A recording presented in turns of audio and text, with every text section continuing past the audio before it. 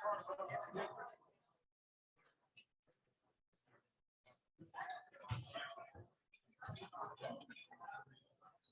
5 more minutes.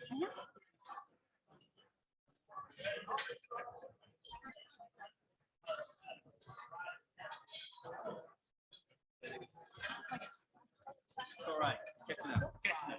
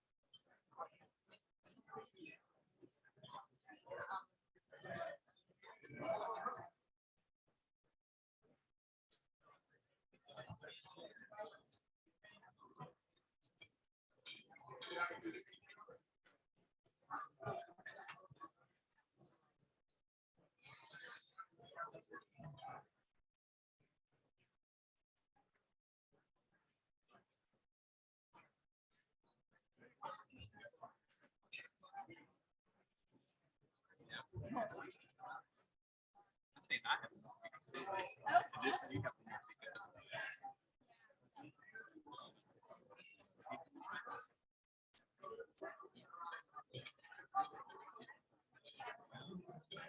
great job. What I'm saying.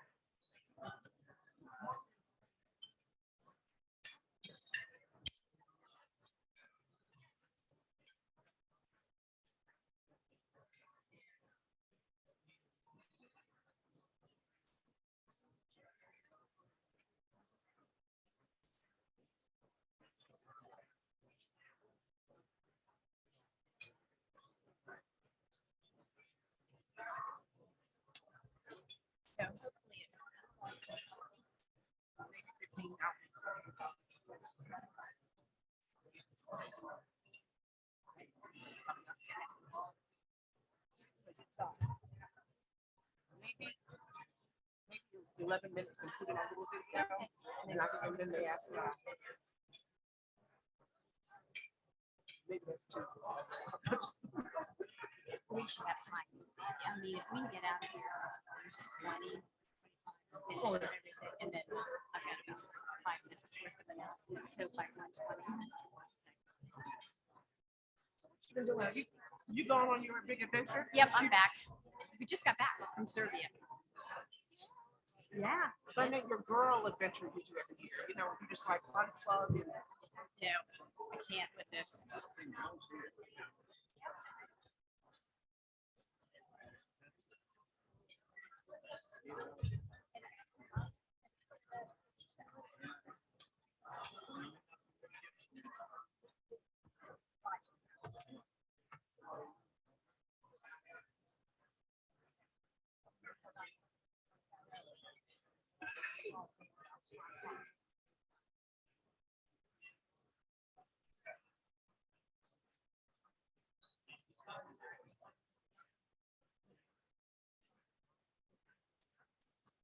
What time is it?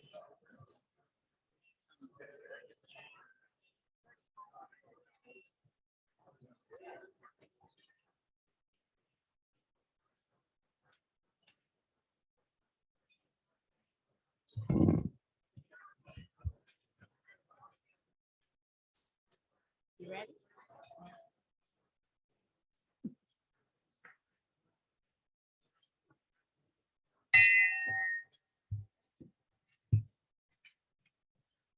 So welcome to the Rotary Club of Savannah's May 16th, 2022 meeting live from Savannah and not Serbia. We now like to play our song on the video.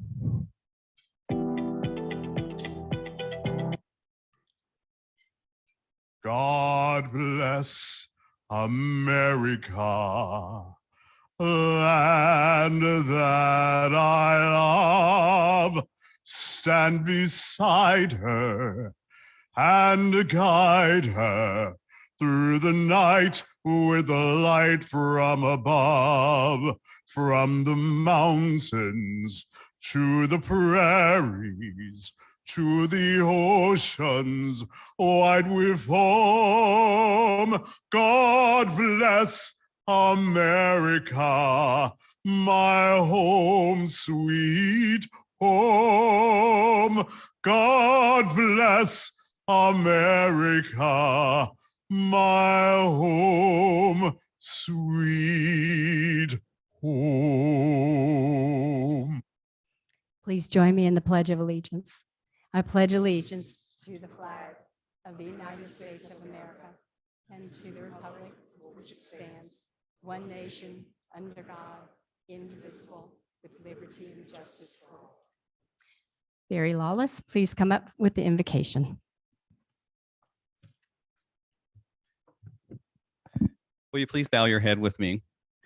Let us pray silently together, each of us according to our own individual beliefs. Let us offer thanks for our food, blessings for one another, and for absent friends. Let us be a source of hope for those in need. We give gratitude for our opportunity to serve Rotary. Let the feelings of love, kindness, and well-directed spirit always be reflected in our actions. As the summer holiday season approaches for our children, we seek blessings of protection and enrichment for all families. Amen. Amen. Please be seated. Rabbi Haas, please come up to introduce our visiting guest and Rotarians. Welcome, everybody. I knew Roger Moss is so talented. I love how he threw his voice while singing. That was amazing. What a brilliant man. So welcome, everybody. I want to especially welcome Marjorie back. We were so thrilled that she had a wonderful time. And Pete. Of course, while she was gone, we made some changes to our Rotary.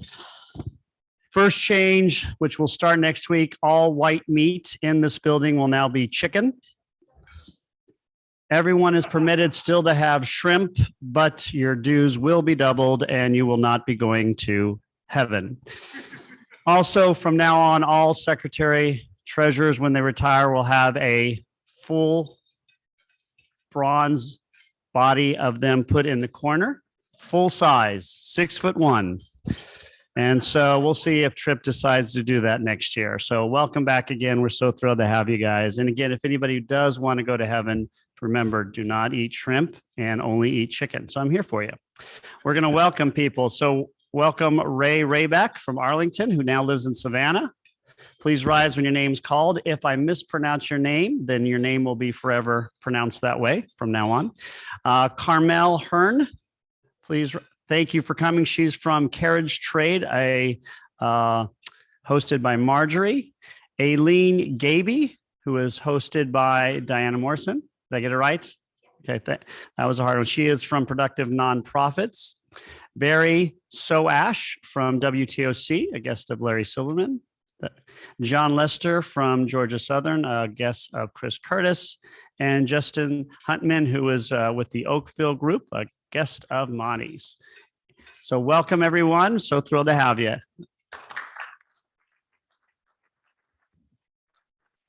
Well, we are back and we had a wonderful time this time last week. Exactly. I was up there on the big screen conducting probably the first ever Rotary meeting live from a foreign country. So that was really, really exciting.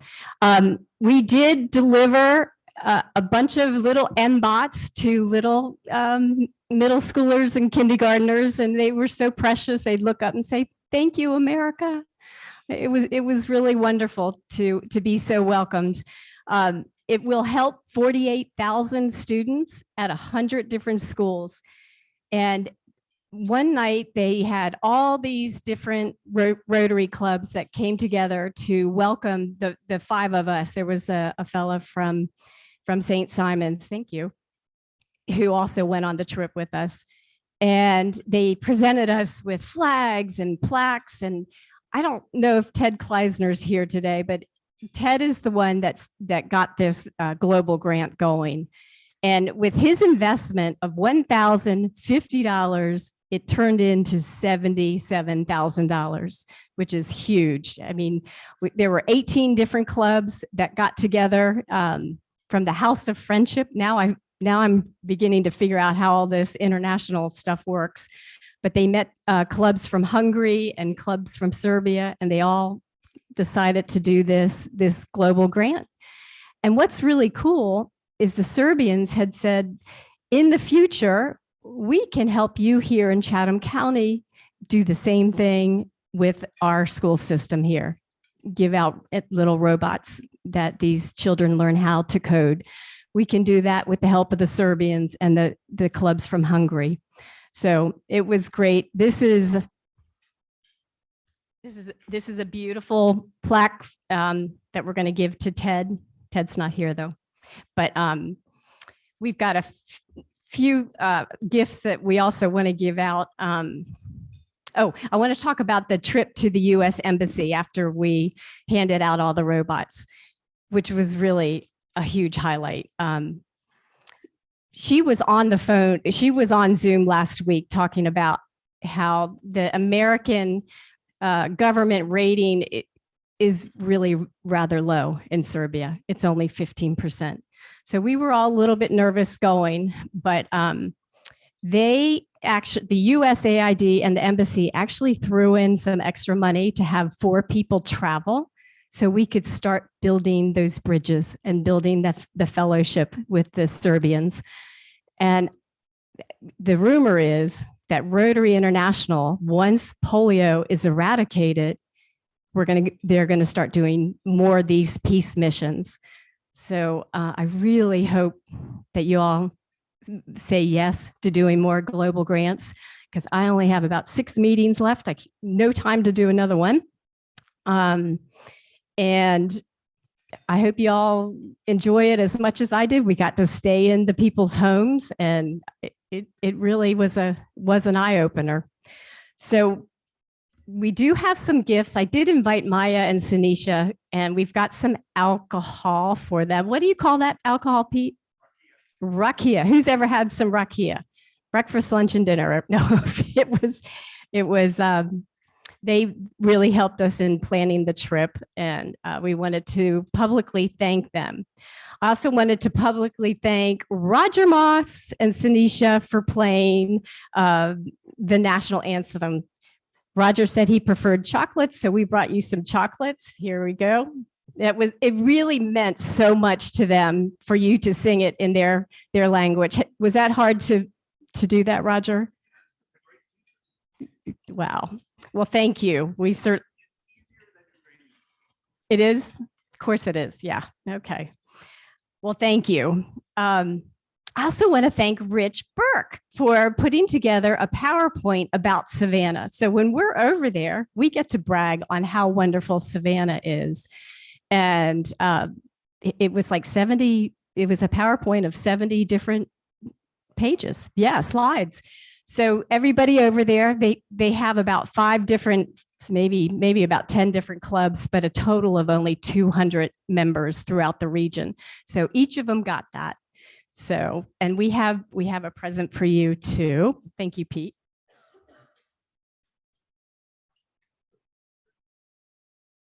That is their marketing material. So, and Joe Marinelli's not here. I did bring a packet back from Visit Belgrade just for him to compare. Apparently they have about 2 million visitors a year. And I think we're at what, 14 million? How many, Jay? About 14, 15, 16, 17? Wow. That's a lot. That's a lot. So anyhow, Pete, any comments? We're also glad to be home. It was a 9-hour flight from Amsterdam to Atlanta, and then we had a 3-hour layover in Atlanta. That was a long day. So anyhow, any comments, Pete? Pete. Okay. So I would like to say that Bill Durrance at this moment just finished up surgery. Is that right? And he's in recovery and he's doing well? Good. Awesome. So I doubt if he's watching on Zoom, but anyhow, we wish you well, Bill, and we'll definitely make a visit out there. Okay. Let's move on to new membership. I'd now like to have Emerson Ham come to the podium to introduce our newest member, his son.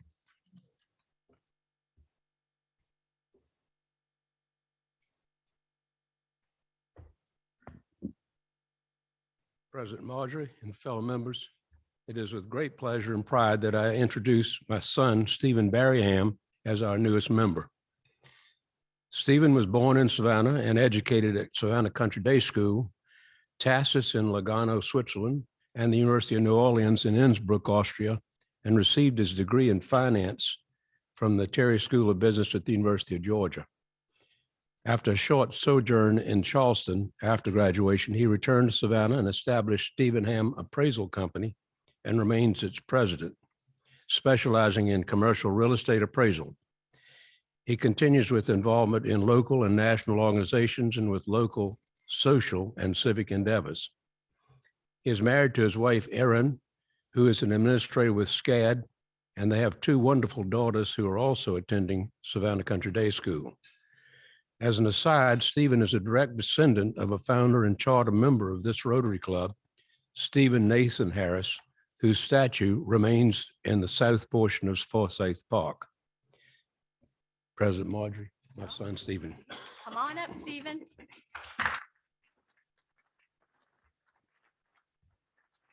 It was so fun getting to know Stephen. He's going to be an active member. We're going to ask you to join some different committees, and you wear that for about 6 months. Then you go to an orientation. As a true Rotarian, we identify problems in our community and in the world, and we figure out how to solve them. So let's please welcome Stephen Ham and a warm Rotary welcome.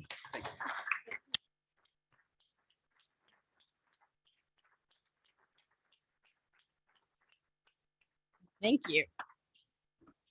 All right, Clay, are you ready? We have a video with a Rotary Leadership Series where Anita Hagen has interviewed Lowell Kronowitz. Roll 'em.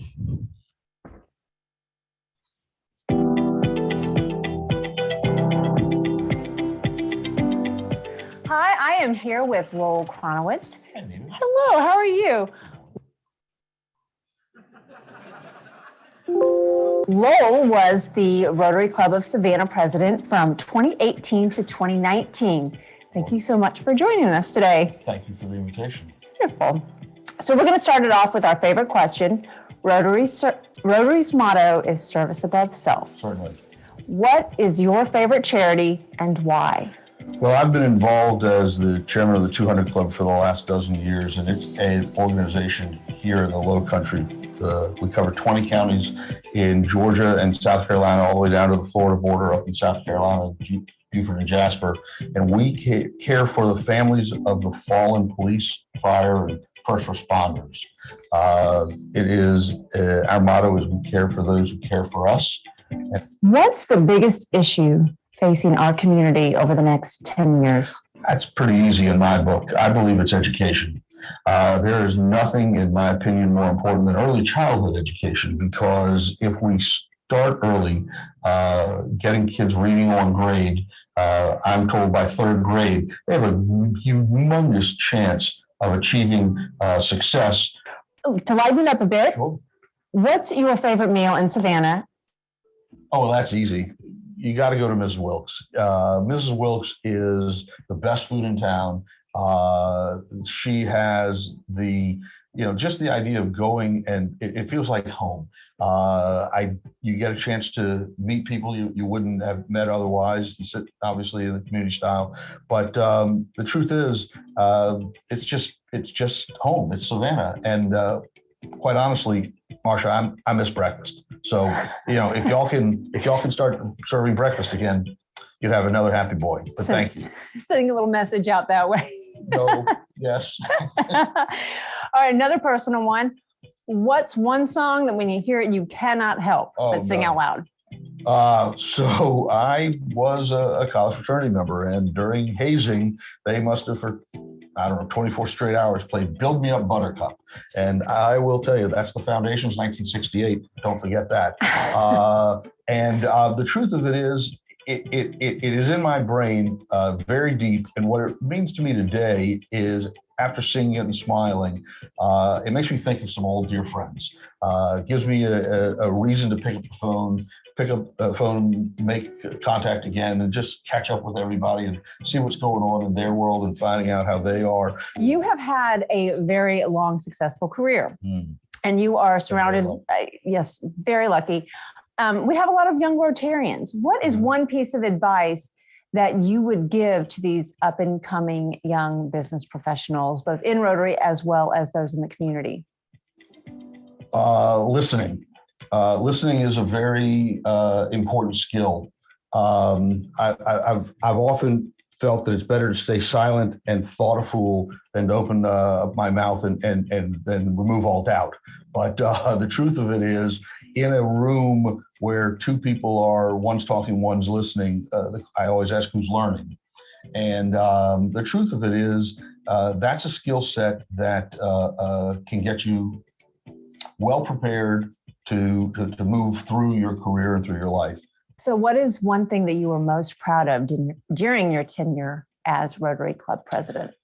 Well, Rotary has an unwritten rule that one doesn't say no. I'm sitting here. Thank you. Right? And truth, that it truly is. There's not a chance that I would have been able to have been successful that year without everyone jumping in and helping. Whether it had been Nina, who came before me as president, whether it was Carolyn Zell, who basically, if one gets a chance to become president of the Rotary Club, will realize that nothing gets done without her being successful. Mm-hmm. We're successful because she makes it happen. Those are the kind of things that the truthful aspect of it is. I can be most proud. The committee members, the general Rotarian who comes in and says, "Sure, I'll do that," or "Yeah, no problem. I'm happy to clear my schedule and make that happen." Or that's just a standard. That is just a standard. Yep. Say yes. Say what yes. can I do? Well, how can I do? Yes. Yeah. Thank you so much, Lowell. This has been very insightful. We appreciate your time and thank you for saying yes. Thank you, Anita. Thank you. Thank you, everybody. We're so grateful that Lowell did say yes in 2018, 2019. It was a very quick time that he had to, you didn't have any time to prepare, did you? About 15 minutes. So you really live that just say yes when somebody from Rotary asked you. Well, thank you for your continued leadership and your wonderful leadership when you were president. Please rise and welcome and thank Lowell for his service above self.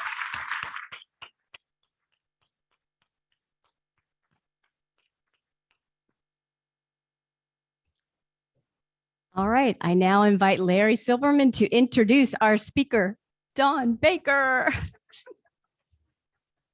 Good afternoon. Christmas came just a couple days late for Savannah news viewers in the winter of 1989.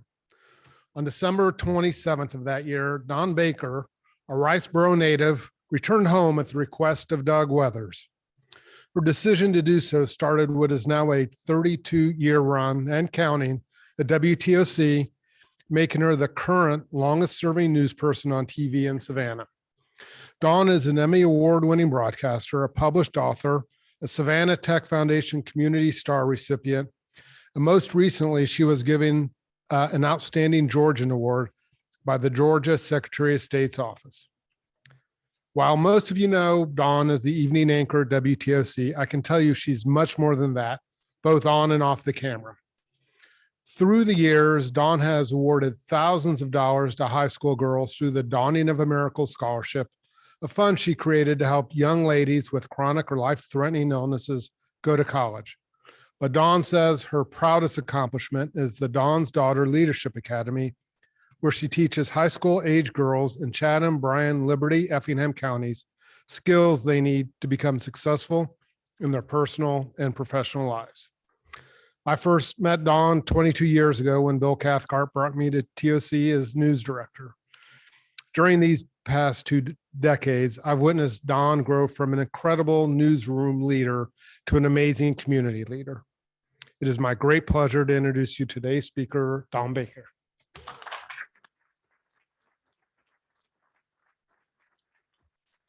Thank you so much, Larry. No pressure here today. I'm here with my current general manager, my former general manager in the corner. So thank you so much for allowing me to come. Thank you, Larry, for inviting me. As he said, the winter of 1989 was the time that I was making my trek back home to work at WTOC. And, you know, as all Savannians, we exaggerate a little bit about the snow. So it was a blizzard going on, you know, and as you all know, it was only about 3 inches of snow, but it stopped the whole world. And I was a baby reporter coming from Wilmington, North Carolina, who just really needed to be home at the time. My grandmother had gotten sick, she was bedridden, and my mom was taking her in. So I felt I needed to help. This is one of the few times I've ever disobeyed my mom and was really happy about the results because she did not want me to come back home. She felt I was going to get stuck. I did get stuck, but I got stuck in a really good way. So I'm so excited to have been here. And I had to really use my skills of persuasion with Doug Weathers, because the job I was applying for, he had advertised for a reporter with 3 years experience and I had 1. So I decided I was going to prove to him that I was worthy of being in the WTOC newsroom. So for the next 2 months, I sent him a tape every single week with all the stories that I had done on that week, the good, the bad, and the ugly. And finally, I broke him down, wore him down, and he offered me the job. So I was so excited to be coming home, and then a bit intimidated as well, because I grew up in Riceboro, and then we moved to Savannah when I was in the 8th grade. So I grew up watching WTOC. So I knew the faces like Doug Weathers and Johnny Cole, Mike Manhattan, Pat Prokop, Teresa Minor, and so many more. So walking into that newsroom was extremely intimidating. It took me at least 3 months to stop calling Doug Mr. Weathers, and just to learn how blessed I was to be in this room with these great people who were not only talented, but they were really open to helping me. So I made friends very quickly, and I asked them, you know, just be honest. I just really want to do a good job. I want to feel as if you all didn't make a mistake bringing me into your newsroom. And so I was really fortunate to have so many wonderful mentors right in our newsroom. And with Doug's leadership, I learned the importance of always getting it right. Because when you're a young reporter, you think you just have to be first. And his philosophy was always, I'd rather be last and right every time. And as you get older, you realize how important that is, not only to a television station, because we are building that credibility every single day, but in life. We want to be the people where we know that people can trust what we say to be true. It has been an amazing 32 years. It'll be 33 in December. Every day we try to fight for the truth at WTOC. My news director was just sitting there, Barry Soash. She's an awesome leader we've had for about 4 years now. And we are just committed to our community. I think most of you all know that. We pride ourselves in being the community station where we try to help promote people and organizations that are doing good things. And all of us individually have projects that we work on as well. One of my proudest accomplishments at WTOC was with the help of Larry Silberman and Bill Cathcart, who allowed me to go on some medical missions. I met some great people in our community who were volunteering and going to Nigeria and also Ghana and Guatemala, and just to get a chance to go and experience a different culture. And most importantly, get an opportunity to let our community know about people they may see every single day. And now they knew the sacrifices that they were making for people, half a world away in some cases. And it was truly life-changing. And we did documentaries, and we exposed them further to the community. And thanks to a great community like you all, we were able to help them continue their life-saving missions, which is really wonderful. I also have the honor today to talk a little bit about my Dawn's Daughter Leadership Academy, which is really one of my many passions. Hold on. Okay. They trusted me with this button, which is really funny. This is a group of the girls a couple of years ago. And I think it's just so extremely important to teach young women about self-esteem and especially leadership. A healthy self-esteem, as we know, is essential to becoming confident and achieving success. Nothing is more important than how we feel about ourselves. Life can be painful and downright disappointing for all of us without some measure of self-worth. With children, when they feel good about themselves, they have the confidence to try new things and to do their very best. They feel proud of their accomplishments, and they are able to cope with mistakes, disappointments, and they stay motivated, and hopefully they will never give up. As a result, high self-esteem helps kids do better in school, at home, and in their professional and personal lives. With high self-esteem, young people are also feel liked and accepted, no matter how different they are. They think good things about themselves, and they work hard. On the other hand, some with low self-esteem have a very hard road to go.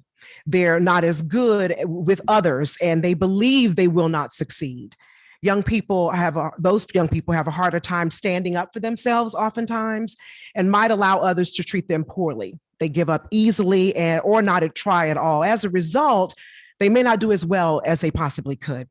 7 in 10 girls believe that they are not good enough or do not measure up in some way, such as their looks, performance in school, relationships with their families and friends. That's according to the Dove Self-Esteem Foundation. And that certainly breaks my heart that so many young people don't realize who they are, what they are, and their capabilities. Right now, I'm going to ask you to do a very short favor for me. I promise I won't take you long. Won't make you talk to your neighbor like we do in church, but just take a moment, look to your left at the person sitting next to you, then look to the person sitting to the right of you, and then look straight ahead as if you're looking in a mirror. And that's one of the first things that we tell our young people, that oftentimes we spend too much time worrying about the people around us and not worrying about ourselves in terms of working on our own self-esteem and working on our own talent. So what we do is try to tell them to focus more on themselves. And that is not a selfish thing. That's what we all need to be doing.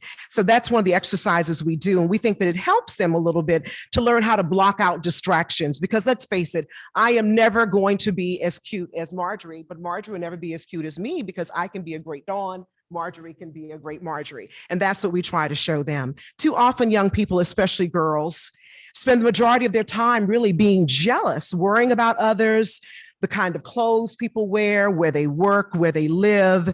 And those people don't concentrate enough on developing themselves. And so that's a part of that challenge. I think it begins their whole journey to empowerment. We urge them to identify their strengths and weaknesses and learn to love themselves and what makes them unique.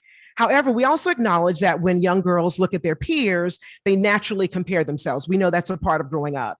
but they can overcome that by shifting their focus to their unique talents and abilities. It begins with the language that we all think and talk to ourselves.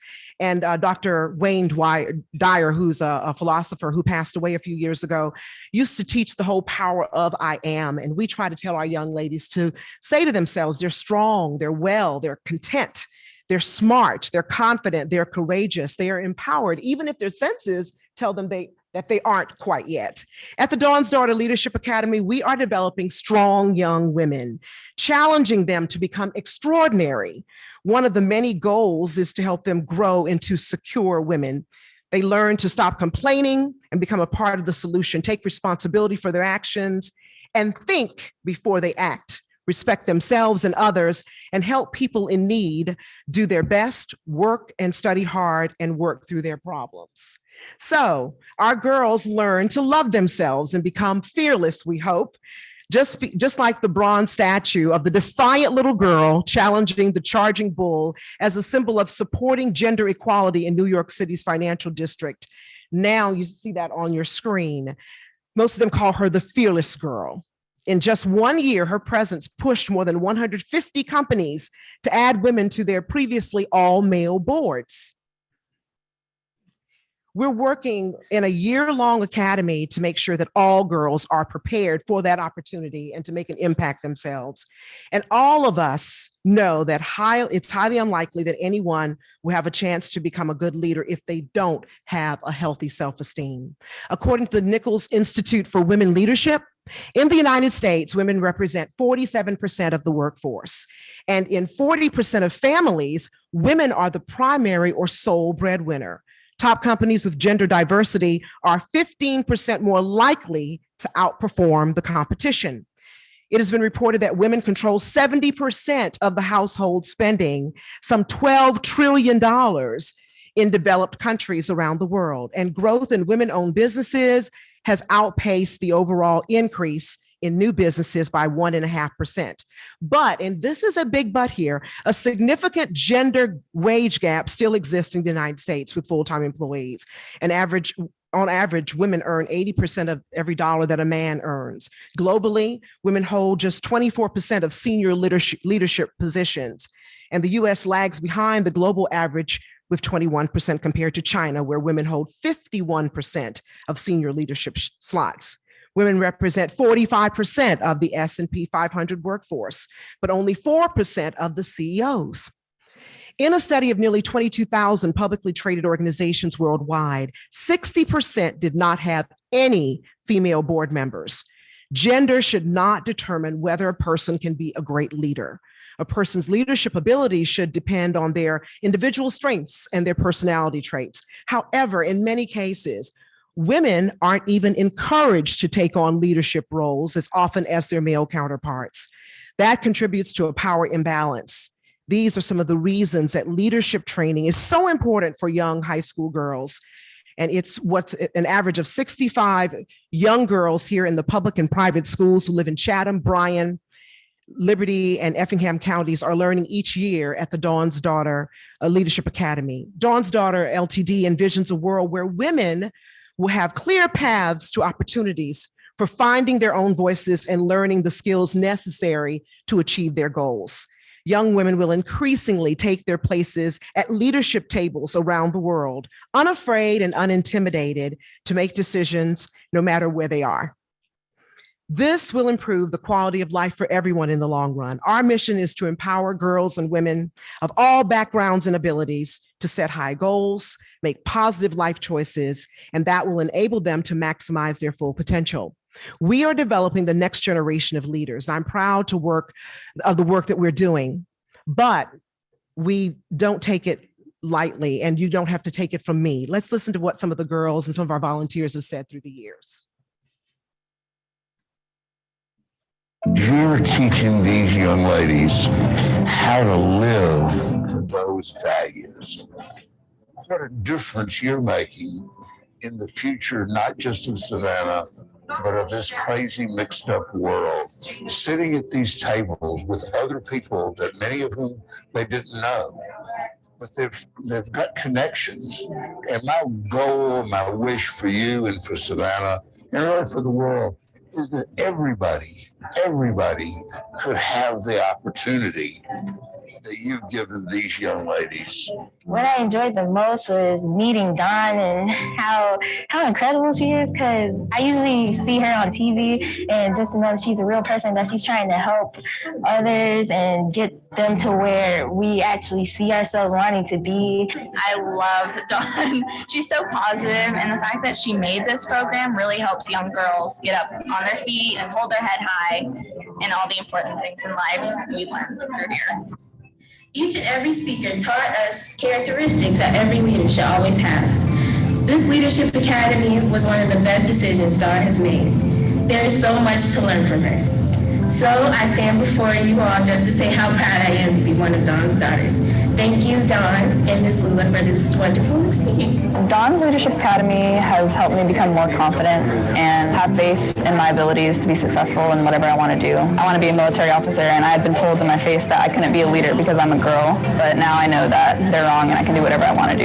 You learn a lot of tools, not just leadership skills, a lot of other skills like how to balance a checkbook and how to save money and other situations like that, how to dress for success, how to have proper etiquette. So I've learned more here than any other place, and it gives you more qualities and more answers and answer your questions thoroughly. I wanted to attend the Leadership Academy because I knew it would be a good experience in preparing for not only college, but for my future. It allows you to network with people in the community. I think it's a great opportunity for girls my age. I learned a lot, stuff I didn't know, and I feel like I'm becoming a better person each and every day.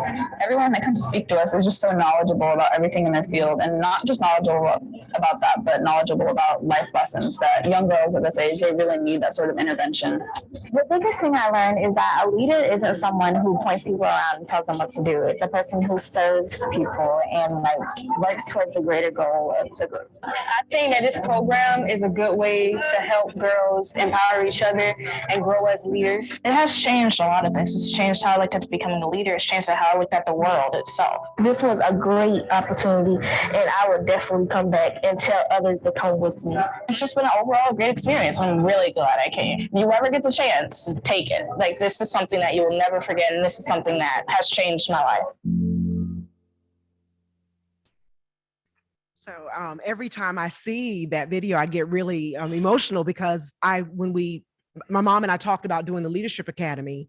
I thought they would come one year and move on about their lives, but almost every girl, we probably have about an 85% rate of young girls who come 2 to 4 years when they start with us, which is really, really exciting to me.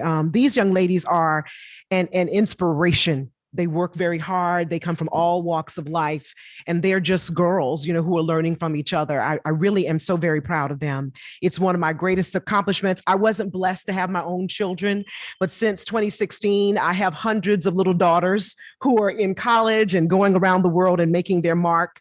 And a few years ago, one of them had the nerve to call me Mama Dawn, and I broke down. And I never thought anybody would call me mom. And it has really taken my breath away. So I try to do my best to create a program where we could give them everything. And you can never give everybody everything they need for the world. But we talk about self-esteem, leadership, financial planning, the dangers of social media, how to get their first job, to avoid many of the mistakes that so many people make on the job so that they won't be asked to come back the next day. And essentially, we are trying to teach them how to become good and decent people so they can survive anywhere that they go. We want them to be successful. I hope that you all will consider partnering with us to make this happen.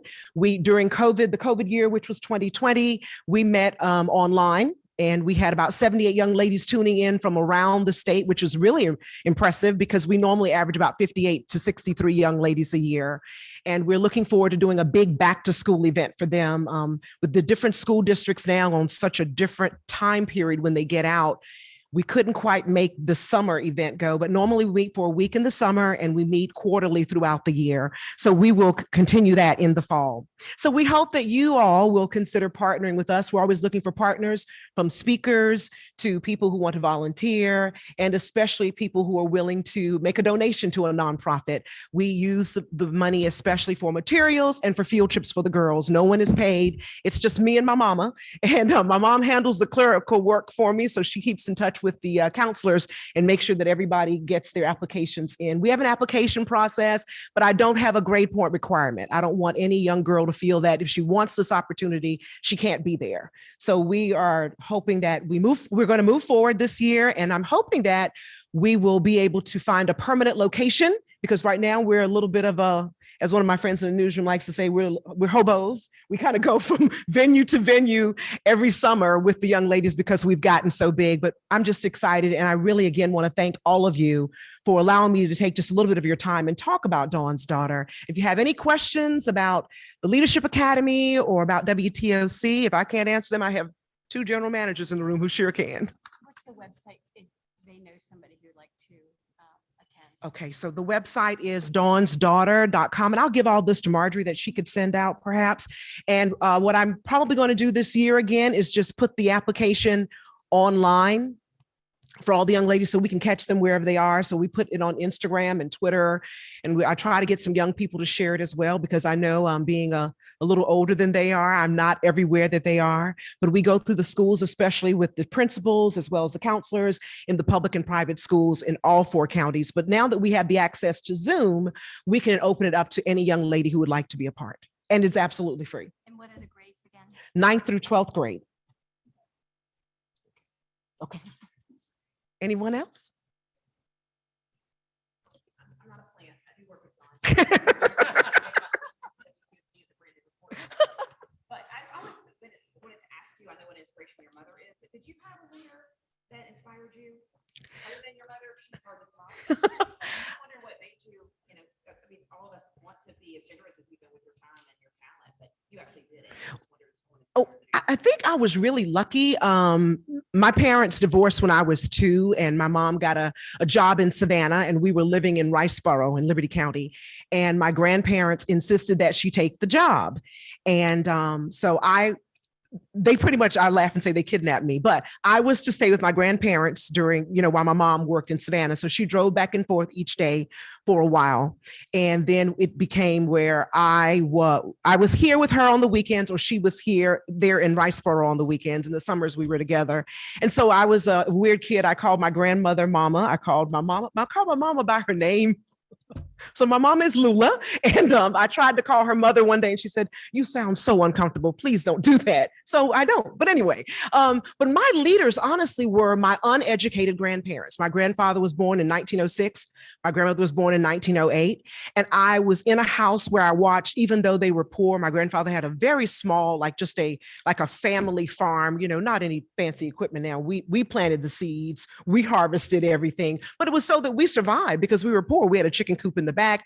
He traded the chicken with a man who had cows down the street. So I watched, though, even though they didn't have a lot of money, how they were always helping people. And whenever neighbors were falling short, my grandmother was always making a dish and going down and giving it to them, or cleaning the house. And they just always stepped in where they were needed. And I saw that in my mother too. So I think I had an excellent village. I know sometimes when people talk about the village, they think about beyond the family, but I had 2 amazing grandparents, my aunt, my uncle, and my mom. And I just think that I couldn't have been placed in a better home. Even though I did not have a dad in the house, I had a grandfather who was like Superman to me, and he met all the needs that I needed from a father. And his brothers, he was one of 13.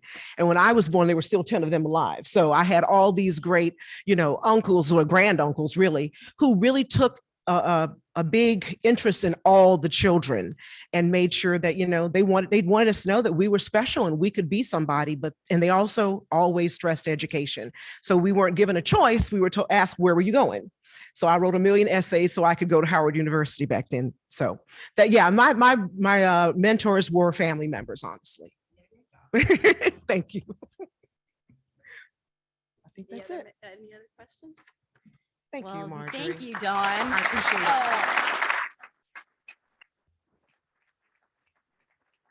Dawn has a huge heart, and I'm looking out. I see a number of women in the audience that have been very involved with Dawn's daughter because we do want to see these young women be successful. I just wish that my daughter could have gone through your academy. No, no. So anyhow, Dawn, we've got a speaker's gift for you. And then also if you could draw one of the raffles tickets. This is for the second harvest. All right. And the number is 1903. 1903. 1903. Going once. Oh, there you go. Come on up here. Here we go.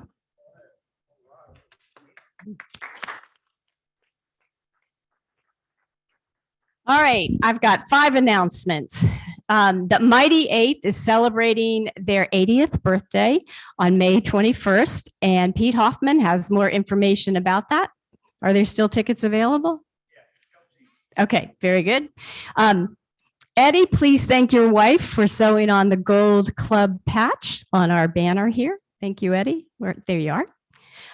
Rotary International is asking members to consider purchasing a shelter box for $1,000 to help refugees from Ukraine. Thank you, Tom, for that update. And Pete Hoffman attended a meeting about Rotary helping to rehouse 100,000 Ukrainians in the USA. Pete has more information. I think it's a 2-year commitment. Okay, so.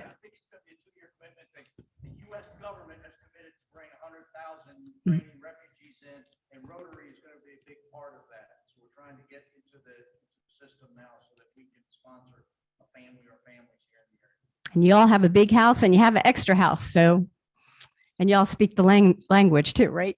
So it helps. Okay, thank you. And did you know that Ronald Reagan was a Rotarian and that I have 6 meetings left now? So I would like to thank Jamie Espina for lining up our members to give the invocation every week. I'd like to thank Amy Williams for coordinating the song and soloists throughout this whole year, every week. And I'd like to thank Robert Grant for writing the bulletin every week. It is a huge commitment. I'd like to thank Sherry Simmons and Rob Jones for helping with the raffle every week. So please know that we appreciate your service to Rotary. Thank you very much. Please come up to the podium and welcome our new member, Stephen Ham, and our speaker, Dawn Baker. Meeting adjourned at 1:25. You in that bell. I know. Brings it loud.